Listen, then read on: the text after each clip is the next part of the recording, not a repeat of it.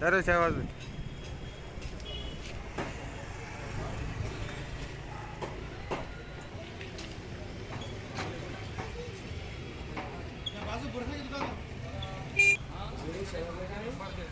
Phone करो आज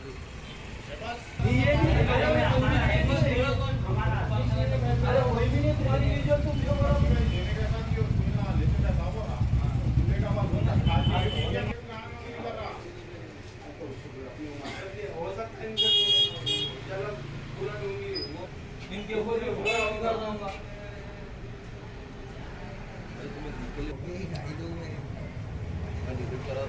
भाई अगर हम ये तो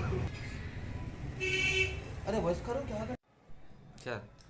आज ये अमान नगर रेन बाजार पीएस लिमिट्स में एक इंफॉर्मेशन में राइड करे तो वहाँ पर निषिद्ध और चाइना मांझा मिला। वहाँ पर पूरा मटेरियल 24 कॉटन गनी बैग्स है। एक एक बैग में 50 चरखास, टोटल 1200 चरखास है। ये गोदान का ओनर वेणुगोपाल, इनको भी कस्टडी में लिया। अभी पूरा इन्वेस्टिगेशन करके उनको रिमांड। सर मांझा ये कहाँ से लेके आ रहे थे? उन चाइना मांझा है। चाइना मार्केट में लेके आके यहाँ बेचने के लिए रेडी है बोले तो इन्फॉर्मेशन में आया। वहाँ कहाँ से लेके आया पूरे इन्वेस्टिगेशन में